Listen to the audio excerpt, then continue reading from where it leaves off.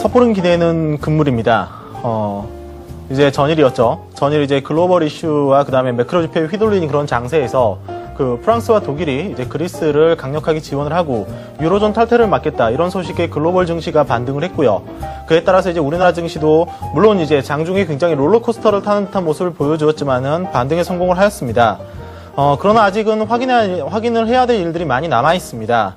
예를 들면은 이탈리아 신용등급 강등 문제라던가 아니면 이제 현재는 약 한 4,400억 유로 정도의 유로 정도로 부족한 유로 이제 재정 안정기금 같은 경우 1조 원 정도의 추가 확대 그리고 이제 그리스 지원 관련 세부사항 그리고 이제 또 중국에서 이제 언급을 했죠. 이탈리아 국채 매입 그 정도 수준 이러한 이제 굉장히 많은 부분들 아직은 이제 눈으로 확인해야 될 많은 부분들이 남아 있기에 더군다나 이제 유로화 약세에 따른 달러화 강세로 안전자산이 선호화되는 현상 이러한 현상까지 이제 겹치면서 확인해야 될 많은 부분이 있기에 오늘 장은 반등을 하였지만은 아직 섣부른 기대는 금물이다라고 말씀드리겠습니다.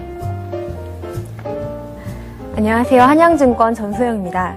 연휴 동안 글로벌 악재가 두문불출하면서 시장은 혼란스럽게 했지만 국내 증시는 추석이라는 연휴를 맞아서 잠시 휴식기를 가지면서 이러한 이슈에서 다소 벗어나는 그런 모습들을 보였습니다.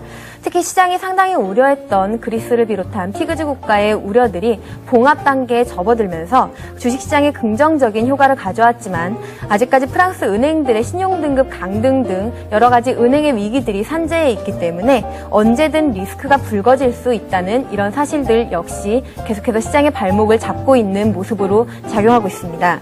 특히 유럽 은행들이 달러 자금 확보에 나서고 있다라는 그런 모습이라던가 BOA에서 증자를 하고 그리고 사업 부분을 매각하고 고용을 감축한다라는 이런 이슈들은 아직까지 외국인들이 우리나라에 대해서 느끼는 감정들이 상당히 부정적일 수밖에 없다라는 것을 의미할 수밖에 없습니다.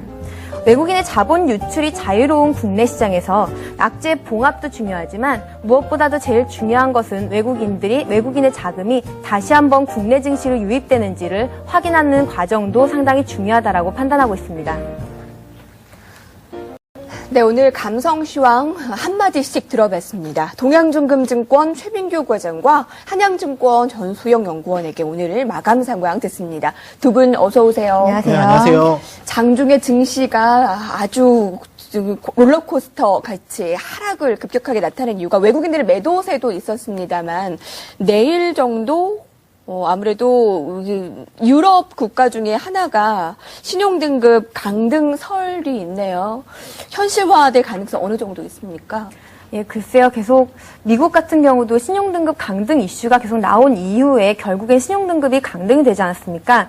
사실 이 신용 이슈 같은 경우는 사실 예측하기가 상당히 어려운 부분들은 그쵸. 있지만 네. 우리가 가장 중요한 것은 이에 대해서 항상 대비를 해야 된다라는 것일 것 같고요. 이거에 대해서 시장이 상당히 많은 부분 빠졌지만 다시 한번 반등에 나섰다라는 것은 사실 기관들의 매수에 힘입은 영향들이 상당 부분 있는데요. 이런 기관에 의해서 지수가 끌어올려지는 것보다는 오히려 이런 부분보다 업종별로 계속해서 어떤 부분들이 올라가는지 그리고 경기에 대한 그리고 이벤트에 대한 상당한 어느 정도 봉합되는지 여부를 관찰하는 것이 사실 더욱 중요하다라는 판단입니다. 네. 지점에서 함께 하면서 어떤 점이 지금 투자자분들께서 가장 궁금해 하시고 어려워하세요? 이제 어떤 종목을 사야 되냐라고 이렇게 말씀을 하시는데 그렇게 이제 말씀하실 때마다 이렇게 말씀을 드립니다. 지금 어떡해요? 종목을 보시는 게 아니라 뉴스를 보셔야 된다. 굉장히 변동성이 심한 장세이고 글로벌 매크로 지표라든가 아니면 이제 글로벌 이슈들, 특히 이제 앞전에 이제 말씀하셨던 어느 이제 유럽 한 국가의 신용등급 하락. 예를 들면은 이제 어제죠. 어제 이제 스페인 주정부 중 5개가 이제 피치에서 신용등급 하락을 시켰거든요. 이제 그런 점들을 돌아볼 때 프랑스 은행 신용등급 하락이 됐다라고 우리나라 은행들의 익스포저가 0.5%밖에 되지는 않는데 굉장히 약한 것처럼 어떤 실적보다는 이제 글로벌 이슈들 그리고 어떤 이벤트들에 의해서 주가가 굉장히 출렁입니다. 그렇기 때문에 그 지점에서 어떤 종목을 사냐라고 이렇게 저한테 물어봤을 때 가장 어렵고요. 그의 대답으로는 뉴스를 보시고 그리고 이제 우리나라뿐만 아니라 유럽 그리고 미국까지 다 함께 살펴보셔야 된다라고 말씀을 드리고 있습니다. 그렇군요. 네. 자세하게 한번 알아가 볼까요? 네네. 자, 오늘 베스트 이슈부터 보겠습니다. 함께 보시죠.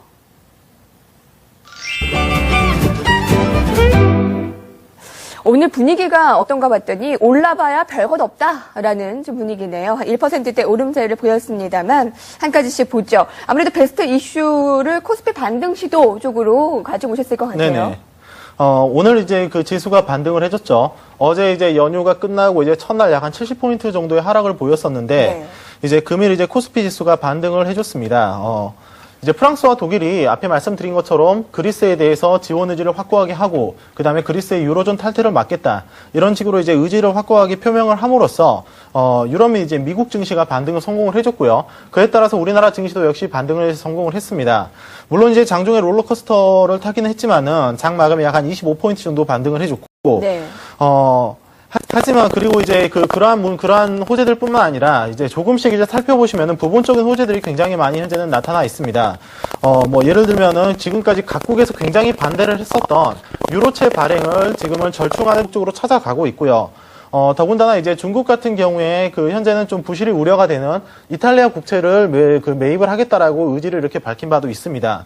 물론 이제 이러한 부분, 이탈리아 국채를 매입을 해서 추후 따르는 조건으로는 이러한 국채를 이제 그 국영 기업들의 이제 지분으로 이렇게 전환을 시켜달라는 조건을 달기도 했지만은, 물론 이제 그러한 부분 역시 어려운 곳에 자금이 투입된다는 그런 의미에서 글로벌 시장의 반등이 원인이 됐다라고 그렇게 말씀을 드릴 수가 있고요.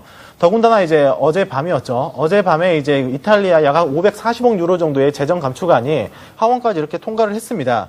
그러므로 이제 이러한 약세장에서 들려오는 이러한 그 부분적인 호재들과 어제 이제 또 강력한 프랑스와 독일의 이런 지원 방안, 이런 것들 때문에 이제 우리나라 시장은 반등을 해줬고요. 하지만 이제 그렇게 생각을 하고 있습니다. 반등은 반등일 뿐 아직도 확인해야 될 부분은 굉장히 많다라고 그렇게 생각을 하고 있고요.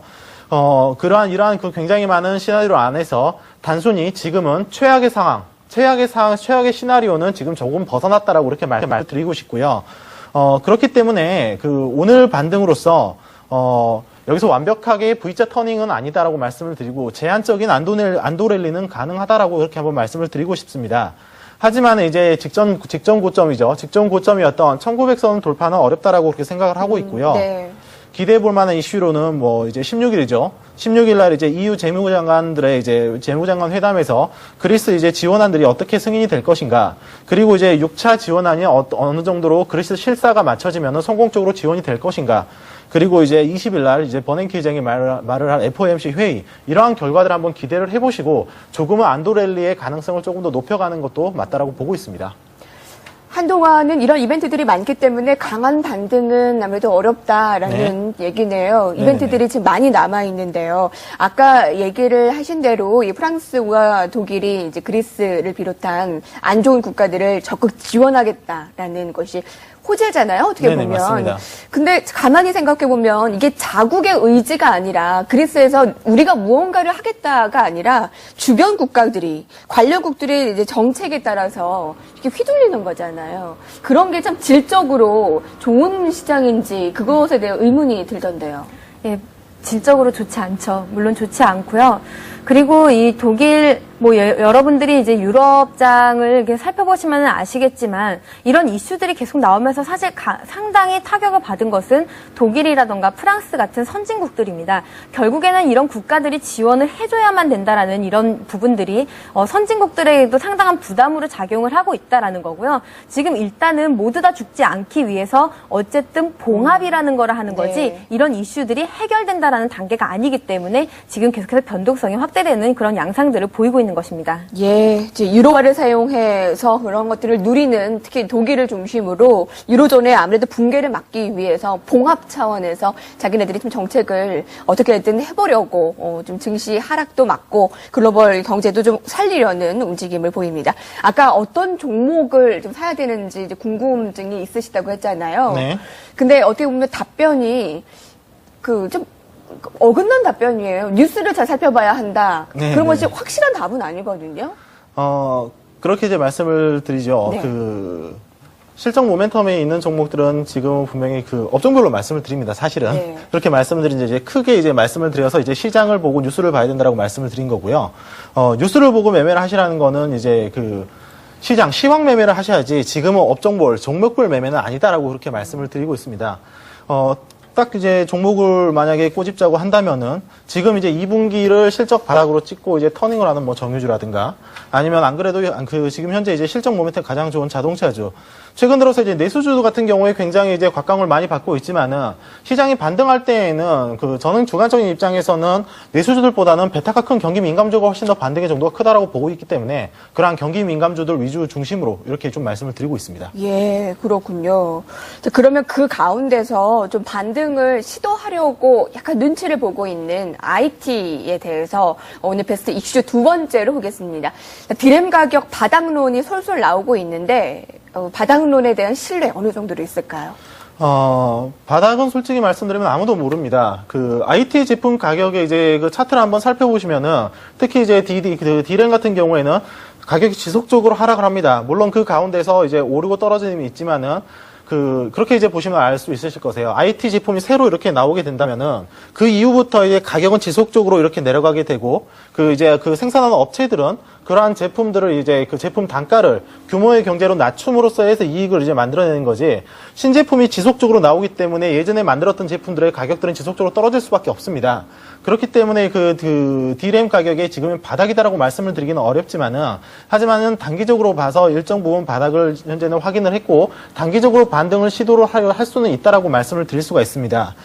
이제 이러한 움직임 때문에 디램 가격이 현재 1기가 DDR3램 같은 경우에는 8월 말 고정가와 이제 9월 초 이제 고정가가 거의 같습니다. 즉, DDR 램 가격 하락이 멈췄죠.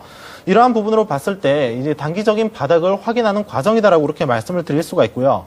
그렇기 때문에 오늘 시장에서 IT 중심주, IT 업종 관련들 중에 특히 이제 반도체 관련 중심들 중에서 이제 반등이 어느 일정 부분 좀 크게 나왔습니다. 네.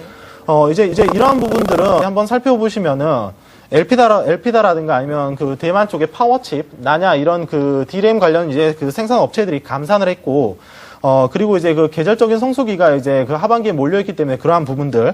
그리고 이제 하나만 더 이제 말씀을 드리면은 IT 수요가 굉장히 작았었는데 그러한 이제 없던 수요가 올해 연말에 몰려있기 때문에 그러한 연말 수요를 대비해서 그 연말 수요에 비해서 이제 그 전에 어느 정도 이제 수요가 좀 어느 정도 늘어나서 오더, 물량이 좀 주문 물량이 늘어나는 이런 러시 오더가 나올 수가 있습니다. 이러한 러시 오더에 대한 기대감, 이런 기대감들로 인해서 일정 부분 IT 관련주들 특히 이제 반도체 중심으로 좀 반등이 이어졌다라고 그렇게 생각을 하고 있고요. 이번 반등은 여기서는 끝이 아니고 조금 더 이어질 수 있다라고 그렇게 현재는 보고 있습니다. 하지만은 구조적인 수급의 문제가 현재는 완벽하게 해소가 되는 문제는 아니고 지속적으로 신제품이 나오고 단가는 이렇게 떨어질 거기 때문에 그러한 부분들로 있기 때문에 이제 현재 반등은 좀 제한적으로 보시고 제한적인 기술적 반등이다라고 생각을 하시면 될 것 같습니다. 제한적 반등 정도요. 네, 아까 많은 증권 방송에서 IT 중소형주 쪽으로도 네. 제가 몇몇 종목도 아까 언급을 했습니다만 네네. 반도체 패키징주라고 해서 관심이 요즘에 유독 많아졌더라고요. 네네. 매매 괜찮을까요? 반도체 패키징 관련주, 대표적으로 시그네틱스라든가 이런 네. 종목들을 말씀을 드릴 수가 있는데, 네. 그렇게 생각을 하시면 됩니다. 시장에서 대형주 흐름을 따라갑니다. 부품주가 먼저 갈 수는 없다라고 그렇게 보고 있기 때문에, 만약에 반도체 경기가 굉장히 호황이 돼서 살아나면은, 반도체 대형주들보다는 부품주들의 수익률이 훨씬 더 좋을 수가 있지만은, 약세장에서 반도체 관련주들의 반등을 기술적으로 이렇게 본다라고 한다면은, 역시 부품주들 역시 반도체 대형주들보다는 먼저 사고 먼저 파는 이러한 매매가 좀 적합하다라고 말씀드리겠습니다. 베스트 이슈부터 봤습니다. 이제 워스트 이슈부터 또 이어서 볼 텐데요. 함께 보시겠습니다.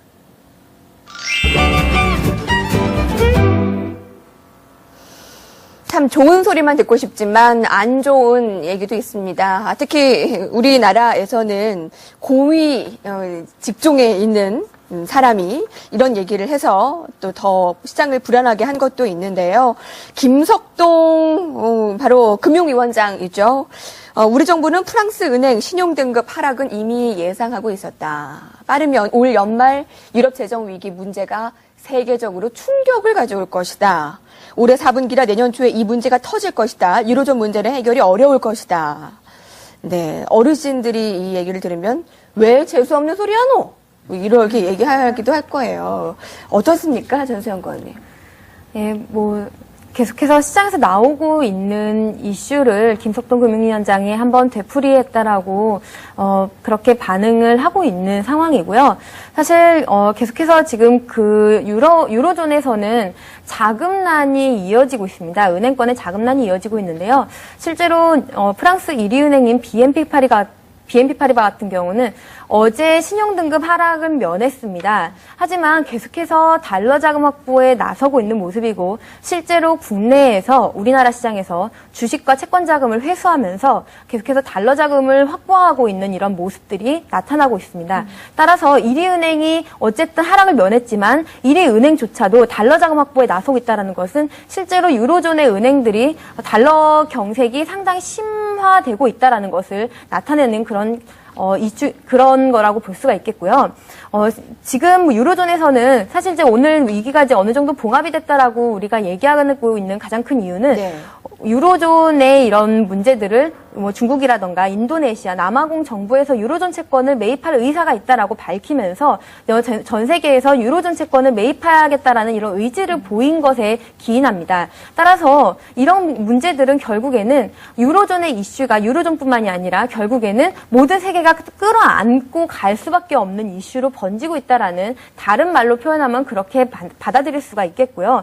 유로본드 발행 이슈들이 있습니다. 사실 이 유로본드 발행이 된다면 상당히 시장에는 긍정적인 반응을 가져올 것입니다. 왜냐하면은 이 유로본드 발행 같은 경우는 이 유로존들이 각각 이제 보증을 서면서 하나의 국채를 이제 발행을 하는 건데요. 이렇게 되면 이제 미국채와 같은 안전자산으로의 또 하나의 역할을 감당할 가능성이 있습니다. 이렇게 되면 이제 미국채 같은 경우는 미국 연방 정부에서 주정부들의 채권들을 보증을 합니다. 이런 것처럼 이제 유로본드는 유럽 각각 국가들의 채권들을 보증하는 이런 역할들을 감당하기 때문에 상당히 긍정적인 효과를 가져올 수 있겠습니다만은 이런 지금 상황들이 결국에는 이건 위기들을 해결하는 것이 아니라 계속해서 돈으로 유동성으로 봉합하려는 움직임이기 때문에 이 유동성으로 봉합한다는 것은 언젠간 또 터질 가능성이 있다라는 이런 리스크를 내포하고 있다라는 이런 점에서 좀 부담스러운 요인으로 작용을 할 수밖에 없고요. 그리고 또 하나 이제 글로벌 리스크 외에도 네. 우리가 알다시피 이제 어제와 오늘 양일 동안 환율이 상당히 많이 올라갔습니다. 네. 어제 30원 이상 올라가고 오늘도 한 10원 가까이 올라가다가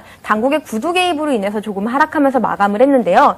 이게 보시면은 이 달러원 환율 같은 경우는 사실 이제 9월 달부터 들어서 달러 인덱스 같은 경우는 상당히 많이 상승을 했습니다. 약 한 5%에서 10% 가까이 이제 상승을 많이 했는데요. 그에 비해서 우리나라 환율이 상당히 안정적인 모습을 보인 데 따른 그런 반등 현상이라고 급등 현상이라고 볼 수가 있겠습니다. 지금까지 환율이 상당히 많이 이틀 동안 급등을 했기 때문에 어느 정도의 조정 가능성에 대해서도 시장이 얘기를 하고 있습니다만은 달러 인덱스의 상승과 어느 정도의 키 맞추기를 나타내려면 추가적인 상승 가능성도 열어둬야 되는 상황이기 때문에요. 이런 것들이 결국에는 주식이 오늘 반등을 했습니다만은 그와 더불어서 환율이 반등하면서 어떤 시각에서는 이 환율의 반등이 주식 자금을 유입을 한 차익을 노린 주식 자금의 유입을 이야기할 수도 있겠습니다만은 현재 같은 상황에서 오히려 이 환율의 상승은 주식 자금을 빼내가는 자금이 송금 수요로 인해서 상승한다라는 측면으로 받아들이는 것이 오히려 더 리즈너블한 그런 측면이고요. 그리고 오늘 같은 경우는 이제 국내 은행주들이 네. 해외 은행주들과 이제 동조화되는 현상들을 보이고 있다라는 이런 이야기들이 있었습니다. 네. 하지만 이제 이런 것들도 이제 달리 살펴보시면은 네. 우리나라 은행 같은 경우는 이제 외화 건전성에 대해서 상당히 민감한 영향을 받고 있기 때문에 환율이 급등하면 상당히 안 좋은 영향들을 많이 받습니다. 최근 같은 경우는 이제 환율 급등하고 이런 것들에 따라서 외화 자금 사정이 상당히 타이트하게 움직이는 영향들을 계속 보이고 있습니다. 실제로 IRS라던가 CRS 같은 이제 수업 시장을 살펴보시면은 자금 사정이 상당히 타이트하게 돌아간다는 것을 확인을 할 수가 있겠는데요. 이런 것들의 영향이 결국에는 은행주들에서도 상당히 위기감으로 작용할 수 있기 때문에 은행주에 대해서는 아직까지도 계속해서 보수적인 의견으로 접근하시는 것이 바람직할 것 같습니다. 환율이 1,100원은 설마 돌파하겠어? 라는 인식이 있었는데 어제 하루 만에 뚫어버렸기 때문에 이게 어떻게 보면은 그 장벽이 되게 얇아졌습니다. 재정부가 오늘 1년 5개월 만에 구두 개입을 했잖아요. 시장 상황 예의주시하겠다라고 했기 때문에 내일 한번 더 봐야 되겠고요. 증권업계에서는 만약에 그리스가 부도가 되고 상황이 더 안 좋으면 1,600원까지도 좀 바라보고 있다라고 하는데 참 그냥 위험적인 발언으로 끝났으면 좋겠네요. 예, 사실 이야기들을 상당히 많이 질문을 받았거든요. 네. 저도 근데 그것들을 예측한다는 것은 지난 금융위기 당시에 그 정도 네. 레벨까지 올라갔기 때문에 그 정도로 예측을 하는 것이지 실제로 시장이 지금 현재 달러 사정이 어떻게 돌아가고 있는지에 대한 네.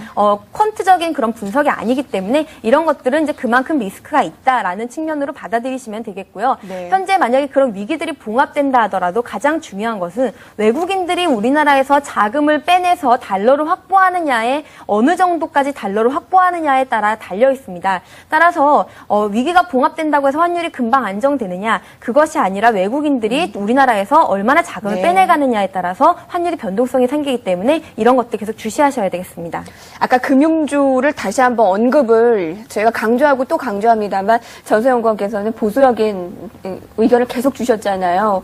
오늘 신한지주가 아마 장중에 한 8% 떨어졌었나요? 그 루머가 있었는데 그 BNP 파리바가 지분을 처분할 수도 있다. 신한지주에 대한 지분 처분에 대한 루머가 돌면서 크게 하락했는데 근데 워낙에 최저가를 계속 경신하고 있기 때문에 뭐 이럴 때일수록 더욱더 좀 칼날을 아주 좀 갈아내면서 무뎌진 감각을 날카롭게 해야겠습니다. 여전히 은행주는 좀 보수적인 의견이십니다. 네. 자, 외국인 매도 더 간단하게 얘기를 더 들어보고 넘어가도록 하죠. 특히 유럽계에서 뭐 상황이 안 좋다 보니까 계속 빠져나가요, 돈이. 네, 유럽계 같은 경우는 이제 올해 내내 네. 자금이 상당히 많이 빠져나간 것으로 확인을 했고요. 8월 달 같은 경우는 대부분의 유럽 국가들의 자금들이 많이 빠져나갔습니다. 우리가 주목할 것은 우리 전체 주식시장의 파이 중에서 외국인들이 차지하는 비중 중에 미국계 자금이 한 40% 정도 되는데요. 우리가 주목할 것은 미국계 자금이 빠져나가느냐 아니냐의 여부입니다. 이런 것들을 이제 확인을 하셔야겠는데요.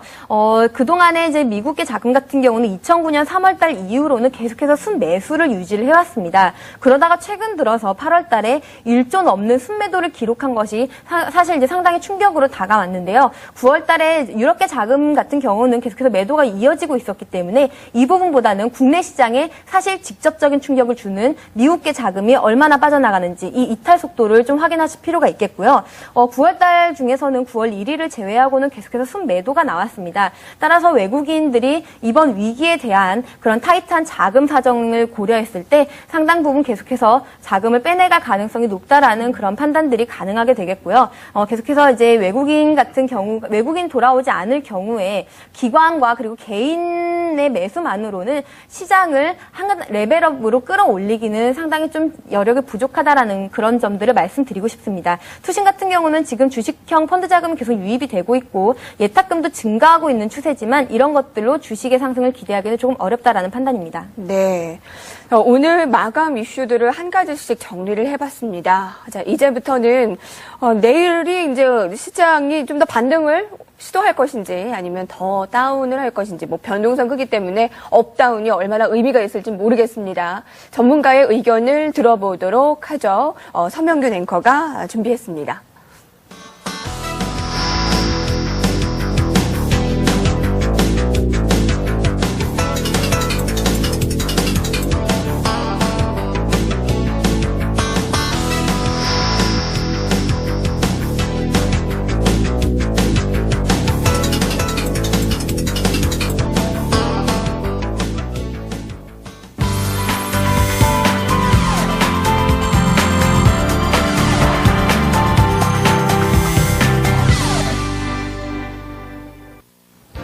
안녕하십니까, 플래너였습니다. 코스피가 어제는 3.5%의 큰 낙폭을 보이더니 오늘은 장중 내내 심한 변동성을 보였습니다. 장 초반 3% 넘게 급등해 1800선을 회복하며 출발했다가 장중 한때는 상승폭을 모두 반납하며 마이너스권을 기록하기도 했고요. 하지만 결국 장 막판 기관의 매수대에 힘입어서 1770선을 마감했습니다. 네, 과연 SS팬들은 내일 시장을 어떻게 볼까요? 전문가들의 국내 증시 전망 저와 함께 확인하시죠. 네, 오늘은 우리투자증권 강남 WMC의 정재훈 대리와 우리투자증권 남대문 WMC의 금원섭 대리의 이 두 분의 의견 들어보겠습니다. 우리투자증권의 정재훈 대리는 지수 상승을 예상했습니다. 예상 밴드는 1750에서 1780포인트입니다. 어제 환율이 달러당 1100원대로 올라선 데 이어 오늘도 1120원 근처까지 상승했는데요. 이러한 환율의 움직임을 계속해서 주목해야 한다는 의견입니다. 네, 20일에 미국 FOMC 회의가 열릴 때까지는 관망세를 유지할 필요가 있고요. 낙폭이 과대한 대형 우량주에 투자하는 것이 바람직하다고 조언했습니다. 네, 다음 관심 업종 볼까요? 네, 지금 금원섭 대리의 CG가 나가고 있습니다. 금원섭 대리는 관심 업종으로 정유 업종을 꼽았습니다. 반면 버릴 종목으로는 지난주 금요일과 마찬가지로 은행주를 선정했습니다. 네, 다음 금원섭 대리의 전망 보겠습니다. 네, 지수 상승을 예상했고요. 예상 밴드는 1750에서 1780포인트입니다. 네, 외국인과 기관이 오늘 장 시작할 때는 매수 우위를 나타냈지만 금세 매도 전환했죠. 장막판 다시 기관만이 매수세를 나타내긴 했지만 아직은 수급적인 측면에서 불안한 상태라고 할 수 있습니다. 그리스 디폴트 우려감이 다소 완화됐고 이탈리아 국채 매입에 관한 소식도 들리지만 계속해서 유럽발 이슈에 주목해야 한다는 의견입니다. 다음 관심 업종 보겠습니다. 네, 관심 업종을 정유주로 꼽았고 환율 변동성이 커지기 때문에 환율 관련주를 버릴 업종으로 선정했습니다. 네, 이렇게 SS 패널들의 전망 살펴봤고요. 출연자분들은 어떻게 전망하십니까? 네, 오늘 코스피 지수가 1774로 거래를 마쳤습니다. 예상 밴드를 보니까 1720에서 1780까지 예상이 되어 있기 때문에 좀 더 위보다는 아래로 좀 더 넓은 시각으로 봐야 한다는 인식이 많습니다. 오늘 1800 뛰어넘었을 때 1800만 잘 지지만 되줬더라면 좋은데 그거 굉장히 어려운 것 같죠? 쉽지만 어렵다. 그런 것 같고요. 관심 가질 업종을 2명이 중복으로 정유를 얘기해줬습니다. 아까 좀 최 과장님께서도 네네. 정유 약간 얘기해주신 바가 있었고요. 네, 맞습니다. 네, 버려야 할 업종으로는 은행 업종과 환율 관련주가 이렇게 나왔네요. 자, 그러면 이제 2명의 의견을 듣겠습니다. 먼저 과장님께 의견을 들을까요? 오늘 강세 출발을 한 다음에 네. 바로 새 주체들이 막 차익 매물 내놨잖아요. 네, 맞습니다. 그런 거 보면서 그 누구도 코스피의 반등을 아주 기대하지는 않는가 보구나 그런 생각이 들더라고요. 그 반등을 기대하지 않는다라기보다는 네. 올라가면 나는 팔지만 올라갔으면 좋겠다. 다른 주체들이 사줘서 이런 이제 그 심리가 조금 많이 있는 것 같고요. 글로벌 이슈나든가 아니면 이런 매크로 지표들이 발표될 때마다 그때마다 이제 스팟성으로 변동성이 굉장히 확대되는 그러한 시장입니다. 이제 이러한 뉴스들에 이제 조금 둔감해질 필요가 있고요. 그러한 모습이 나타난다고 한다면은 시장은 조금 안정화를 이렇게 이어갈 것 같고, 어렵지만은 이제 특별한 이슈가 이렇게 발생하지 않는 한, 내일까지는 저는 안도렐리를 조금 이렇게 예상을 하고 있습니다. 일단은 이제 최악의 상황에서 벗어났다. 그리스를 지원해준다라는 것 때문에 일단은 내일까지는, 이번 주까지는 안도렐리는 가능하다라는 그 관점에서 현재는 보고 있고요. 하지만은 전반적으로 조금 더 길게 보면 수급적으로는 굉장히 힘든 장세입니다. 굉장히 큰 강한 모멘텀으로 기관, 특히 이제 투신권이 그동안 쌓였던 자금을 집행하는 것도 아니고 장이 빠질 때 연기금에서 굉장히 많이 받쳐주는 것도 아니기 때문에 수급적으로 굉장히 현재는 힘든 상태이므로 반등이 나오더라도 반등은 굉장히 극한적으로 제한된 이러한 기술적 반등의 시장이다라고 그렇게 한번 접근을 하셔야 될 것 같고요. 업종별로는 이제 현재 EQ죠. 2분기를 이제 저점으로 해서 반등 중인 아까도 말씀하셨던 정유주에 관심을 가질 네. 필요가 있다라고 그렇게 말씀을 드리겠습니다. 네. 유가 역시 이제 80불대에서 하락을 멈추고 잠깐 90불을 넘고 잠깐 조금 하락을 하긴 했지만은 전반적으로 이제 단기적인 바닥을 다지고 있고 지속적으로 이제 만약에 이제 20일 날 다시 QE3가 나온다라고 하면은 인플레이션 때문에 당연히 유가는 상승을 할 수밖에 없습니다. 그렇기 때문에 조금 긴 시각을 가지고 오시더라도 정유주는 조금 관심을 가지고 보시고요. 종목별로는 이제 8월 굴삭기 판매가 이제 표면적인 결과보다는 네. 내용적으로는 상당히 좋았던, 그래서 이제 중국 시장에서 선전을 했다고 평가를 하는 두산인프라코어에 관심을 가져보시는 것도 충분히 괜찮습니다. 네. 연중에 이제 살펴보시면 굴삭기 판매가 8월 중 가장 비수기고, 다음 달, 이번 달이죠, 이제. 이번 달 9월부터 새로운 신제품이 이제 판매가 시작되고 있으므로, 네. 점진적으로 하반기로 갈수록 중국 시장 MS 10%는 회복은 가능하다고 보고 있기 때문에 두산인프라코도 관심 가져보면 충분히 괜찮을 듯 합니다. 사실 종목 개교하기 쉽지 않은데 아무래도 지점에서 직접 매매를 하시는 분이다 보니까 종목 오늘 네네. 선정해 오셨어요. 두산인프라코어 얘기를 들어봤습니다. 오늘 나흘 만에 반등 이루어졌는데 21,350원 정도예요. 잠깐 차트 잠깐 볼 수 있으면 네네. 목표가 좀 더 같이 자세하게 기술적으로 간단하게요. 이제 어제 이렇게 하락을 했던 게 네. 8월 이제 중국 굴삭기 판매가 나오면서 하락은 했지만은 말씀드린 것처럼 8월 달까지는 이제 종단이 되는 제품으로 팔았기 때문에 그 실적치고는 굉장히 우수합니다. 그렇기 때문에 저는 주가는 그 글로벌 이슈가 굉장히 크게 부각되지 않는 이상은 네. 이 수준에서 더 이상은 빠지지 않는다라고 보고 있고요. 목표는 단기적으로 바로 직전 고점 수준인 단기적으로 24,000원을 보시고 만약 이제 조금 더 보신다라고 하시면은 그 장기적으로 가져간다라고 하면 저는 29,000원, 3만 원 이상 충분히 가능하다라고 보고 있는 그런 네, 상태입니다. 그렇군요. 자, 투자전략연구원께서는 좀 더 큰 눈으로 아무래도 시장을 보시겠죠? 예, 사실 대부분의 사람들이 지금 현재 우려하고 있는 부분 그리고 기대하고 있는 부분들이 비슷하기 때문에 시장의 공통된 그런 기대감으로 인한 추가적인 반등 역시 가능하다라는 판단입니다만은 기술적으로 봤을 때 차트가 수렴형으로 가고 있기 때문에 이 수렴형이 끝나면은 항상 이제 하락하는 그런 패턴이 나타나기 마련입니다. 따라서 이런 부분들은 상당히 좀 주의를 하시면서 어느 정도의 변동성 구간으로 대응을 하시는 것이 바람직할 것이다라는 그런 판단입니다. 그리고 이제 증시의 상승에도 불구하고 외국인 자금 이탈에 의한 달러원 환율 상승 이어질 가능성이 높기 때문에 이 부분도 면밀히 관찰하시면서 이런 부분들이 국내 시장에 네. 자금 경색으로 이어지는지 여부에 대한 그런 트리거로 작용할지에 대해서 계속해서 좀 관찰이 필요한 시점이라고 판단하고 있습니다. 네, 잘 들었습니다. 오늘 목요일입니다. 다음 주 목요일에 또 저희가 뵙게 되네요. 네, 지금까지 한양증권 전소영 연구원, 동양종금증권 최민규 과장과 함께했습니다. 두 분 고맙습니다. 네, 감사합니다.